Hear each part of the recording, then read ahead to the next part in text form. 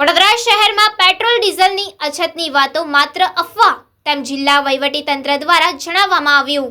વડોદરા શહેરમાં પેટ્રોલ ડીઝલની અછતની વાતો માત્ર અફવા તેમ જિલ્લા વહીવટીતંત્ર દ્વારા જણાવવામાં આવ્યું। સોશિયલ મીડિયા પર ફેલાયેલી અફવાઓથી પેટ્રોલ પંપ પર લાંબી કતારો જોવા મળી રહી છે। રાજ્યમાં ઈંધણનો પુરવઠો પૂરતો હોવાનો કલેક્ટરનું સ્પષ્ટ નિવેદન। ઓઇલ માર્કેટિંગ કંપનીઓ પાસે પેટ્રોલ ડીઝલનો પૂરતો સ્ટોક છે। સપ્લાય ચેનમાં કોઈ પ્રકારનો અવરોધ નથી તેમ તંત્ર દ્વારા જણાવવામાં આવ્યું છે। અફવાઓ પર વિશ્વાસ ન કરવા નાગરિકોને અપીલ કરવામાં આવી છે। ખોટી અફવા ફેલાવનાર સામે કડક કાયદેસરની કાર્યવાહી થશે તેમ જણાવવામાં આવ્યું। હાલની પ્રવર્તમાન વૈશ્વિક સ્થિતિને ધ્યાનમાં રાખીને ministry of petroleum and natural gas દ્વારા ગઈકાલે એક સૂચનાઓ પ્રસિદ્ધ કરવામાં આવી હતી અને એમના અંતર્ગત રાજ્ય સરકારે પણ સૂચનાઓ પ્રસિદ્ધ કરેલી હતી।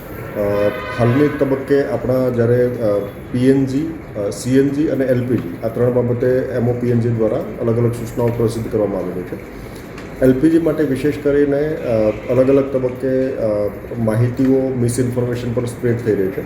આ તબક્કે વિશેષ આપણે આ ત્રણેય કંપની જે ઓઇલ માર્કેટિંગ કંપનીઓ છે એમના આઈઓસીએલ, બીપીસીએલ અને એચપીસીએલ એમના રિપ્રેઝેન્ટેટિવ સાથે આજે મિટિંગ પણ કરી અને મિટિંગની અંદર એમના સ્ટોક પોઝિશન વિશે ચર્ચા પણ કરી।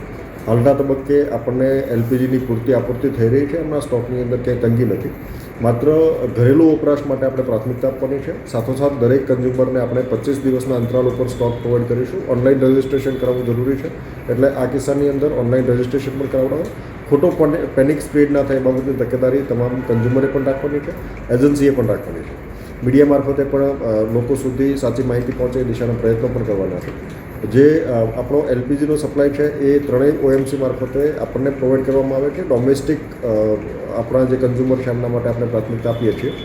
આ સિવાય આપણે જે એજન્સીઓ છે 52 એજન્સીઓ સમગ્ર જિલ્લાની અંદર આવેલી છે એ તમામ એજન્સીઓ સાથે પણ આપણે મિટિંગ કરી એમને પણ સૂચનાઓ આપી કોઈપણ જગ્યાએ કાળાબજારી ના થાય, કોઈપણ જગ્યાએ એ જથ્થો ડાયવર્ટ ના થાય એ બાબતે તકેદારી પણ રાખવાની છે અને એની સૂચનાઓ પણ આપેલી છે। મામલતદાર કક્ષાએ આપણે ટીમો પણ બનાવી છે જે સતત આના ઉપર વોચ રાખશે। ડિસ્ટ્રિક્ટ સપ્લાય ઓફિસર પણ સતત આના ઉપર વોચ રાખી રહ્યા છે। સ્ટોક પોઝિશન આપણે રેગ્યુલર મેળવતા રહ્યા છીએ અને હાલના તબક્કે સ્ટોક બાબતે કોઈ ચિંતાજનક પરિસ્થિતિ નથી। વિશેષ કરીને મામલતદારની ટીમ સતત આમાં મોનિટરિંગ કરશે। ફિલ્ડની અંદર કોઈ પણ પ્રશ્ન હશે તો એ આપણને ધ્યાન પર દોરશે।